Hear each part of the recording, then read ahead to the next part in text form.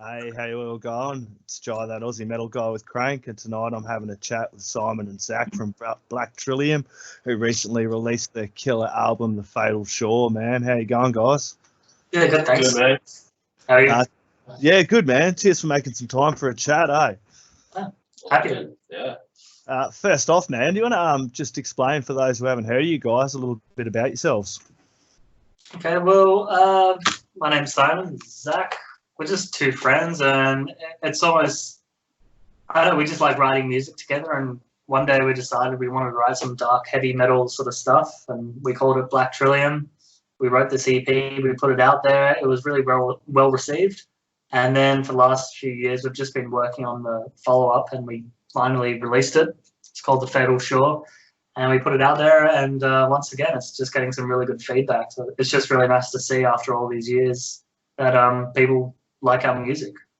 Yeah, it's a really, really great EP album. Like, it's a smidge under 40 minutes, man. So it's a killer listen. It's like an epic listen, man. I really enjoyed the heck out of it, dude. Can you tell us a little bit about the themes you got going on with the album, man? Because I enjoyed what you've got going on, but you're right telling us kind of what the themes you got going on there. There's one main theme, and then each track is sort of like a little story around that. So Zach actually came up with this idea that, well, you might be better at explaining it. Yeah. Actually. Yeah. I can't even really recall how I got the idea, but I wanted to do something Australian, like with an Australian sort of background. Yep. So that took us to looking at, the founding of the country, obviously with the convicts and all that. So that's sort of something we thought would work. You know, it'd be different and a bit unique coming from a heavy metal sort of point of view. So we started started the story with that, and that's kind of how it is. It's like it's a fictional character from those times and their journey over from the UK to here as a prisoner. Yeah, it's extremely interesting. I love history, and there's nothing a little more doomy and dark than kind of the history of Australia. And you imagine like these settlers like being sent over here for what, a loaf of bread, and a lot of them were political criminals. They didn't believe they wanted rights, and they were like, no, well, we're going to send you off over to Australia just because you want rights. The bulk of the people sent over here were for that reason alone. Yeah, that's sort of how we approached the lyrics as well. It wasn't necessarily about someone who had committed a terrible crime. It's someone who, it was something, petty or not very, dangerous or anything. And it's like, well, give me a chance to explain myself, but there's nothing like that. You're just pushed away from your family and home and sent to a prison in a new land. Yeah, well, were there any interesting stories that grabbed you, dude? Because there's so much history. I've been diving into lots of audiobooks and history because I love the doominess. I was listening to one about Arctic explorers up in the North Atlantic just perishing, the Terra and Erebus. That was it, and that was just doomy as hell, dude. That was cool. Yeah, cool. Yeah. Yeah, well, because we had spent a few years on this, we did actually get a chance to travel around the country a little bit, and, if we were in an area, and there was a convict, monument, go check it out. So there was, in Port Macquarie, there was a convict cemetery which you looked at, and, you can read all the gravestones and see, what happened. And, like I said, it could be something very minor, and then, there's a very simple health issue, and because there's just no medicine, they die. There's just nothing good about the situation. Yeah. And then we also ended up in Tasmania at Port Arthur at the prison there, which is one of the most notorious ones in the country, I think. And it's still in, even though there was a fire, I think, 100 years ago or something, it's still in pretty good condition. You can go inside the cells, and there's like a church in there and stuff. And it's just, and you can read more, it's a lot more in depth about the prisoners and living conditions. And that definitely influenced the tone and the lyrics for the album. Yeah, that would have heavily inspired you for this, eh? Because the lyrics are unreal, man. I was reading through the lyrics today, like with Conviction. I've gone through. It's like, find your facts and time without trial, punishment without a sin. It's, it's, dude, these tracks are just unreal. I've had them cranking on my headphones, and I think it's the best way to listen to them today. Yeah. Sweet. Definitely. So can I ask how you kind of prospectively, who does the clean and who does the heavy vocals here? Yeah. So I do all the clean singing and Zach does all the heavy stuff. Yeah. So that was just part of, when we started writing music together. It was just sort of like, because we wanted to share it sort of 50-50, it was a way for both of us to, do the vocals. Yeah. Yep. Because Zach's also a good singer. I'm pretty bad at the heavy stuff. I just ruined my voice. But it was just a win-win situation. So. Yeah. And I think it's worked out really well to have that dual vocal as well. Yeah. It has worked out really, really well. And I've come across you guys and was just blown away. And I had to go back and get your past stuff and have a listen. I've enjoyed the shirts too, dude. I'm going to go and grab one of those shirts after we get off here. Oh, cool. As well. So who done the album art for you guys? Well, my wife actually, Mel Tao. Yep.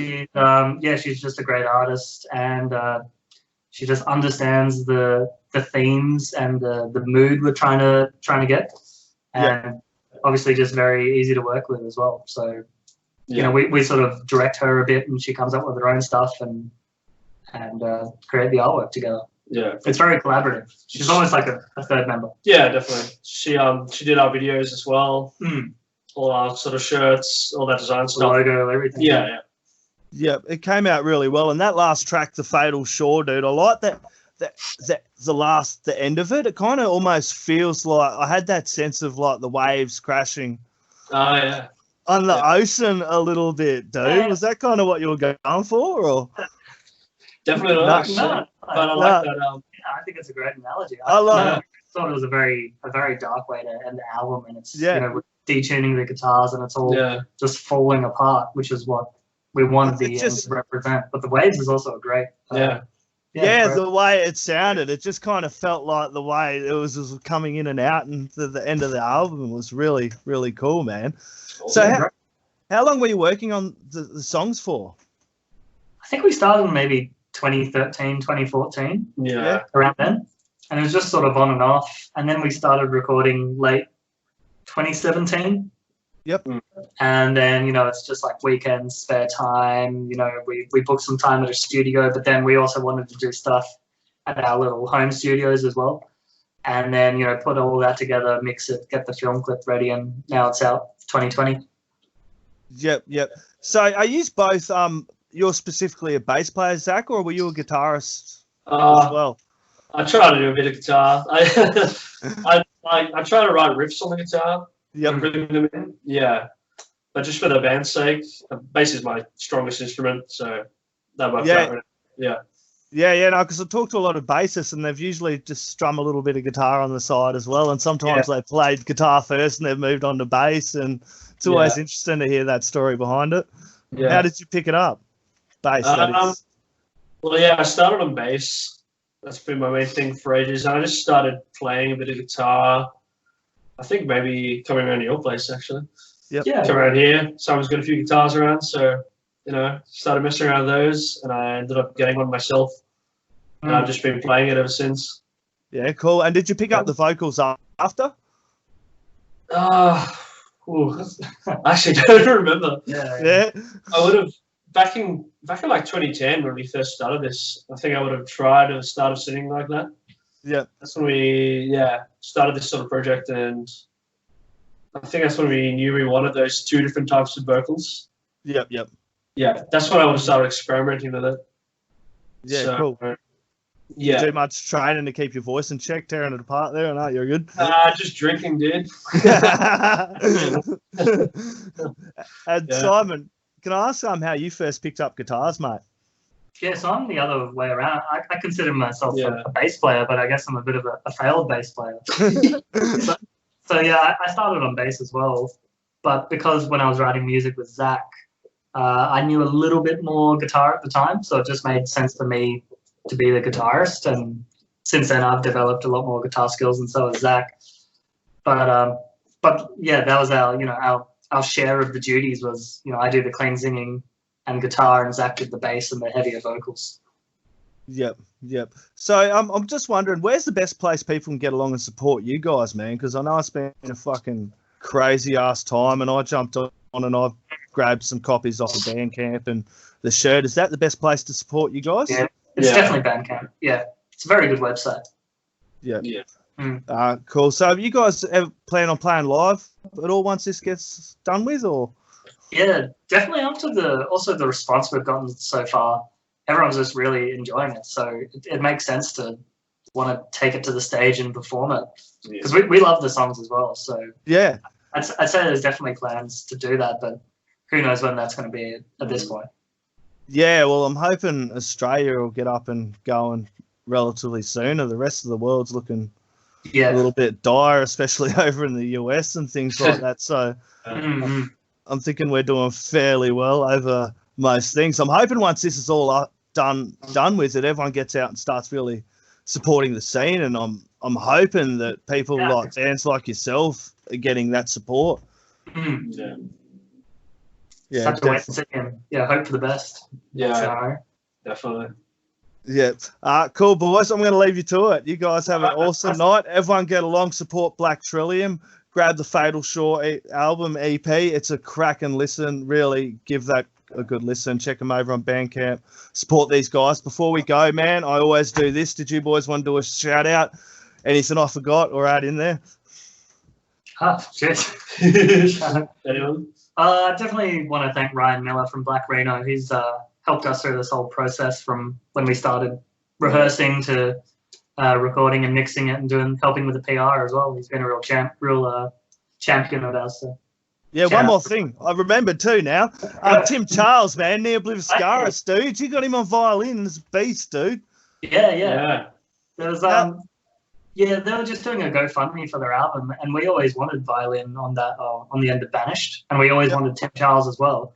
So when we saw that opportunity to make sure he was on it, we just grabbed it. And then when the song was ready, sent it over to him, and he just did.